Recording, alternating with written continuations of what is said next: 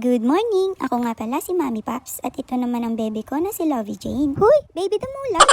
LJ na lang for short. Ngayong araw nga pala ay naisipan namin simulan ng mag-vlog. Matagal ko na kasing gustong subukan dahil sa mga napapanood naming nakakaaliw na vloggers. Bukod sa nakakaaliw na, nakaka-inspired pa, kaya naman namomotivate ako na gumawa ng content. Kaya naman, samahan nyo kami sa unang araw namin. Dito nga pala, ginising ko na siya ng maaga at nagtiklop na ng kama. Sabi ko nga, maglalaro muna kami ng sipag-sipagan sa araw na ito. Huhu! Pumayag naman siya pero mukhang labag sa kalooban niya. Huhu!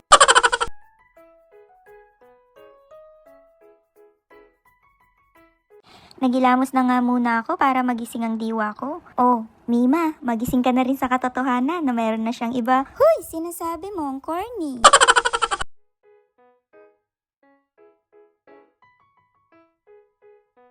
Pagkatapos ko nga magilamos dito ay pinatay ko na ang mga ilaw sa labas. Sisilip nga lang sana ako sa mga fur babies ko pero agad-agad na silang sumalubong sa akin. Huy, kala mo naman isang linggong di nagkita. Basta ganitong oras kasi nangihingi na ng pagkain ng mga yan. Ilabas ko nga rito ay tirik na ang araw. 6 AM pa lang yan, Mima. Dito nga ay pinapasok ko ang mga fur babies ko at ilalabas ko ang sasakyan. Para na din makakilos kami ng maayos. Maglilinis kasi kami ng bakuran, Mima. Mahirap maglinis nang may nagtatakbuhan at nagpapasaway. Napakaliligalig pa naman ng mga yan, Mima. Maski hangin lang itinatahulan. Huy, napaka-OA. Huhu! Ilabas ko na ngayon sasakyan dito, Mima, at hinanap ko na ang mahiwaga kong ita para maumpisahan na namin maglinis ng bebe ko. Pinagpuputol ko nga pala mga malunggay ko, Mima, kasi umaabot na sa kable. Napakalakas pa naman ng hangin dito tuwing hapon. Tinulungan na nga ako ng bebe ko dyan at nainggit sa akin sa pagtaga ng malunggay. Gusto niya nga raw subukan pero sabi ko wag na at baka ako pa ang mataga. Uy!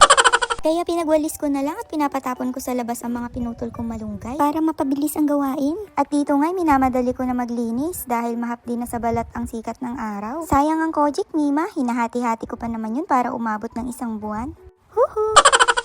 Hinahakot na nga ng bebe ko ang mga malunggay at tinatapon sa labas. Napakasipag talaga ng bebe ko. Hayaan mo, ibibili kita ng candy mamaya. Huhu!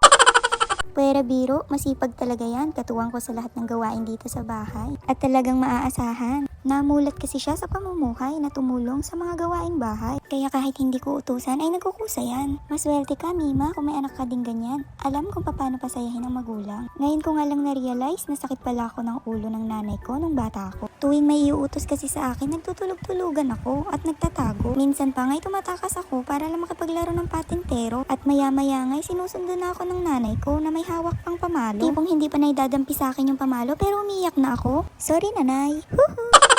Buti na lang talaga at hindi namanan ng bebe ko ang katigasan ng ulo ko. Pero yung pagiging maldita at toyohin ko, salong-salo niya. Minsan nga'y napapaisip na lang talaga ako na ipanganak ko na yata ang kaugali ko. Huhu!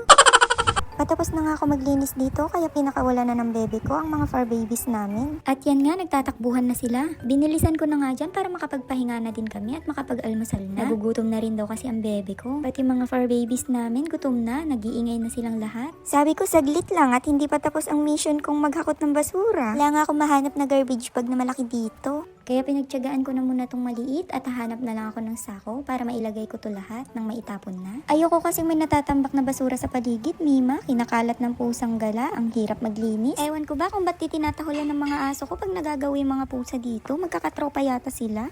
Ay, sa wakas natapos dito. Dito nga pala, nakikipaglaro na kami sa mga fur babies namin. At yan na rin yung pinakapahinga namin. Ang liligalig nga nila, Mima. Yung iba nga sa kanila, sobrang hyper na. Kaya hindi ko na pinakakawalan. Bihira ko na lang palabas. Hindi kasi maiwasang magkasakitan. Lalo na pag nagkakapikunan. Parang aso't pusa ba? Pero sa pagkakaalam ko, pareho naman silang aso. Napagkakamalan na lang siguro nila ang isa't isa na pusa.